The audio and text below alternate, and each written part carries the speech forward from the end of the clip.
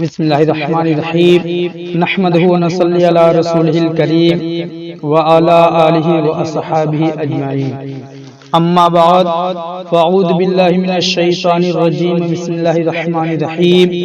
شہر رمضان الذی انزل فیہ القرآن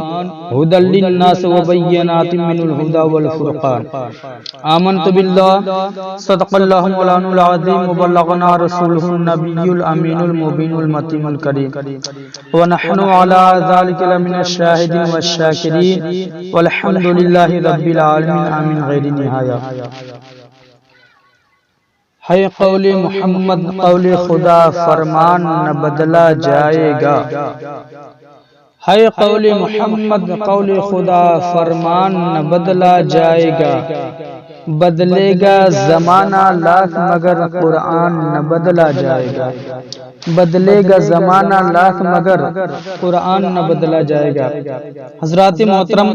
آپ جانتے ہیں کہ رمضان کا مہینہ چل رہا ہے اور خدا کی آخری کتاب بھی قرآن کریم کے نزول کا مہینہ ہے، یعنی رمضان ہی میں اللہ تعالیٰ نے اپنی آخری کتاب کلام مجید کلام پاک کو اپنے حبیب پاک صلی اللہ علیہ وسلم پر نازل فرمایا، جیسا کہ خود قرآن کریم اعلان کر رہا ہے شہر رمضان الذی انزل فیہ القرآن ھدی للناس وبینات من الہدی والفرقان، یعنی رمضان کا مہینہ جس میں قرآن اتارا گیا جو لوگوں کو حق کا راستہ دکھاتا ہے اور اس میں ہدایت کی روشن دلیلیں ہیں اور حق و باطل کو علیحدہ کرنے والا ہے۔ خدا کا شکر ہے کہ رب ہم اور آپ جہاں پہ بڑی تراویح ہو رہی ہے قرآن کریم سن رہے ہیں اور اکثر حصہ سن بھی چکے ہیں۔ اب ہم چند رات قرآن کریم ہی کا تذکرہ کریں گے تاکہ ختم قرآن سے پہلے کچھ معلومات حاصل ہو سکے جن کا ہر مسلمان کے لیے جاننا ضروری ہے۔ اللہ وحدہ لا شریک نے انسان کی ہدایت و رہنمائی کے لیے اپنے رسولوں کے ساتھ اپنی کتابیں بھی نازل فرمائی تاکہ رسول ان کے ذریعہ اپنے امتیوں کو دنیا کی زندگی بشر کرنے کے طریقے سکھائیں، ایسے کاموں کے کرنے کا حکم دیں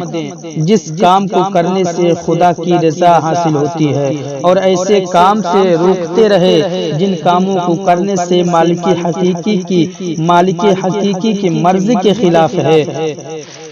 جس سے اللہ کی ناراضگی ظاہر ہوتی ہو، یعنی خدا کی کتابیں انسانوں کے لیے دستور العمل، ضابط حیات، قانون زندگی ہیں جن کے معلم اللہ کے رسول ہیں۔ رسول صرف خدا کی کتابوں کو بندوں تک پہنچانے والے نہیں بلکہ ان کو پڑھانے والے سکھانے والے ہوتے ہیں۔ یہی وجہ ہے کہ رسول نہ تو دنیا کے عالموں سے علم حاصل کرتا ہے اور نہ دنیا کی کتابوں سے کی دنیا کا علم رکھنے والے اور نہ دنیا کے استادوں سے علم سیکھتا ہے۔ خدا کی کتاب کے معلم اور استاد کیسے بن سکتے ہیں؟ لہذا ان کو اپنی کتاب عطا فرمانے والا خود خدا ان کو علم سکھاتا ہے، ان کی تربیت فرماتا ہے، پس علم میں ایسے بلند ہو جاتے ہیں کہ امت کا کوئی فرد ان کے علم کا مقابلہ نہیں کر پاتا اور نہ ہی اندازہ کر سکتا ہے کہ نبی کے علم کی حد کتنی ہے۔ رسول خدا کی کتاب کا صرف زبانی معلم اور استاد نہیں ہوتا بلکہ اس کا ہر عمل اور اس کے ہر ادا کتاب الہی کی عملی تعلیم اور عملی نمونہ ہوتی ہے۔ اللہ فرماتا ہے لقد کان لکم فی رسول اللہ اسوۃ حسنہ، بے شک تمہارے لیے رسول کی زندگی میں نمونہ بہترین نمونہ ہے۔ ام المؤمنین حضرت عائشہ صدیقہ رضی اللہ تعالی عنہ سے کسی نے حضور صلی اللہ تعالی وسلم کے اخلاق و اطوار کے بارے میں سوال کیا تو حضرت عائشہ صدیقہ رضی اللہ تعالی عنہ فرماتے ہیں کان خلقہ القرآن، کہ رسول اللہ صلی اللہ علیہ وسلم کی پوری زندگی قرآن کریم کے مطابق تھا۔ انسان کی ضرورت کے مطابق خدا نے ہر دور میں اپنی کتابیں نازل فرمائی۔ حضرت داؤد علیہ السلام کو زبور دی گئی، حضرت موسیٰ علیہ السلام کو تورات ملی اور حضرت عیسیٰ علیہ السلام کو انجیل۔ چونکہ ان سب کتابوں پر یقین کرنے کا ہمیں حکم ہو دیا گیا، لہذا ہمارا ایمان ہے کہ ایک اللہ کی کتابیں تھیں، لیکن یہ کتابیں ہمیشہ کے لیے نہیں بلکہ خاص زمانہ اور اس وقت کے لوگوں کے لیے تھی۔ جو رسول ایک کتاب لے کر آئے انہوں نے بھی کبھی یہ دعویٰ نہ کیا کہ ان کی یہ کتابیں ہر دور کے انسانوں کے لیے دستور العمل ہیں۔ انہوں نے تو یہ بھی دعویٰ نہ کیا کہ ان کی رسالت عام ہے اور قیامت تک کے انسانوں کے لیے رسول ہیں، بلکہ ان کتابوں نے نبی آخر الزماں خاتم پیغمبراں حضور صلی اللہ تعالی علیہ وسلم کی آمد کی خوشخبری دی، اور ان رسولوں نے نہ صرف آپ کی نبوت کا اعلان کیا بلکہ ایک روایت کے مطابق ہر نبی کے امتی اپنے نبی کا کلمہ پڑھا کرتے تھے، لیکن نبی کا کلمہ لا الہ الا اللہ محمد رسول اللہ ہی ہوا کرتا تھا۔ ہر نبی کا کلمہ لا الہ الا اللہ محمد رسول اللہ ہی ہوا کرتا تھا۔ بہرحال ہم ہرگز شک نہیں کرتے کہ یہ سب کتابیں اللہ ہی کی تھیں، لیکن محدود وقت اور مخصوص قوم کے لیے یہی وجہ ہے کہ آج یہ کتابیں اپنی اصلی حالت میں کہیں نہیں ہے، نہ ان کی تاریخ کا پتہ ہے، نہ ان کے اصل نسخے کہیں پائے جاتے ہیں، یہاں تک کہ جس زبان میں یہ کتابیں نازل ہوئی ہیں وہ بھی زندہ نہ رہی۔ پس اب خدا کے بندوں کے پاس خدا کی صرف ایک ہی کتاب ہے جو خدا کے آخری رسول حضرت محمد مصطفیٰ صلی اللہ تعالی وسلم پر نازل ہوئی۔ یہ ہی قیامت تک کے لیے مسلمانوں کا ضابطہ حیات اور دستور العمل ہے۔ یہ آج تک امت مسلمہ کے پاس اصلی حالت میں موجود ہے، اس کا ایک ایک حرف وہی ہے۔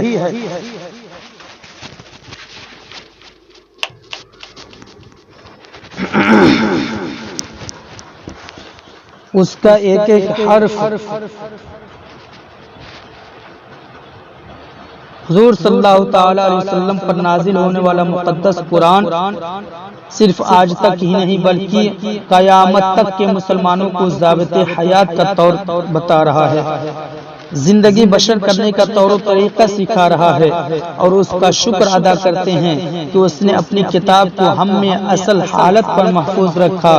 ہم یقیناً بڑے خوش نصیب ہیں، لیکن ہماری بڑی ذمہ داری ہے کہ اس عظیم نعمت کی قدر کریں، اس طرح کی اس کا احترام کریں، اس کا علم حاصل کریں اور اس پر عمل کریں۔ قرآن دنیا کے اس حصہ عرب میں نازل ہوا جو ہر اعتبار سے بنجر اور اجڑا ہوا تھا۔ یہاں نہ کوئی تہذیب تھی، نہ یہاں کا کوئی تمدن تھا، نہ ان لوگوں کا کوئی عمل تھا، نہ کردار۔ ان کو کون نہیں جانتا کہ جس قوم میں قرآن نازل ہو رہا تھا وہ جانوروں سے بھی بدتر زندگی بشر کر رہی تھی۔ ان کے یہاں معزز ترین شخص وہ ہوتا جو سب سے زیادہ بڑا قاتل، ظالم، جواری یا شرابی ہو۔ ان کے یہاں عورتوں سے سوائے خواہش نفس کی تکمیل کے کوئی دوسرا رشتہ ہی نہ تھا۔ غرض کی قرآن کا ماحول جہالت، ظلم و ستم، بے حیائی و بے شرمی اور نہایت ہی غربت و تنگدستی کا ماحول تھا، لیکن قرآن نازل ہوا گویا بنجر زمین پر رحمت و نور کی موسلا دھار بارش کی ایسی بارش ہوئی کہ اس کے کانٹے پھول بن گئے، اس کے پتھر ہیرے جواہرات میں تبدیل ہو گئے۔ مسلمانوں، غیر مہذب انسان دنیا کو تہذیب کا پیغام دینے لگا۔ وہ غیر مہذب انسان جو قرآن کے نازل نہ ہونے تک اپنے آپ کو سب سے بڑا فصاحت و بلاغت کا مالک سمجھتا تھا، لیکن جب قرآن مقدس نازل ہوا انہی لوگوں نے ظلم و ستم کرنے والے عدل انصاف کا نمونہ بن گئے، اونٹ بکریاں چرانے والے انسانوں کے رہبر و رہنما بن گئے،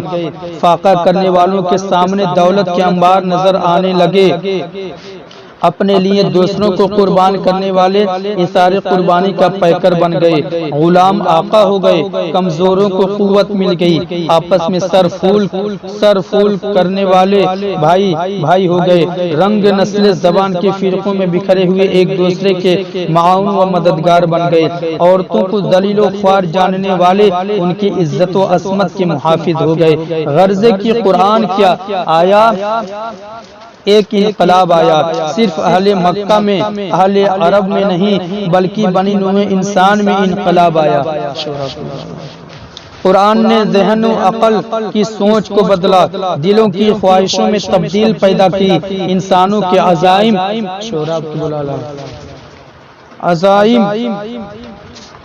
اور ارادوں کو پلٹ دیا، محبت اور نفرت کے اسباب اور طریقوں کو بتایا، دنیا والوں سے باہمی تعلق رکھنے اور ان کے حق ادا کرنے کا ڈھنگ بتایا، عبد اور معبود کے درمیان رشتوں اور معبود کے درمیان رشتے کو واضح کیا، دین و دنیا کا فرق اور اس سے تعلق کی تعلیم سچ انسان کی زندگی کا کوئی شعبہ ایسا نہیں مل سکتا جن پر قرآن کا اثر نہ ہو۔ یہ سوچئے جو قرآن اتنا عظیم انقلاب برپا کر سکتا ہے اور بدترین قوم کو باعزت بنا سکتا ہے، کیا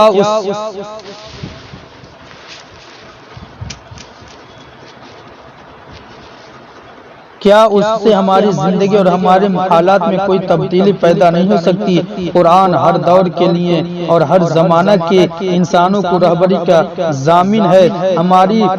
حالت بھی یقیناً بدل سکتی ہے، لیکن جو پیاسا پانی کا گلاس تک منہ سے نہ لگانا چاہے، اس کی پیاس کا آپ کے پاس کیا علاج ہو سکتا ہے؟ ہماری حالت بھی کچھ ایسی ہی ہے، پیاس سے تڑپ رہے ہیں، پیاس کا شکوہ کرتے پھرتے ہیں، ان کے پاس تو جاتے ہیں جو خود پانی کے قطروں کو ترستے ہیں، لیکن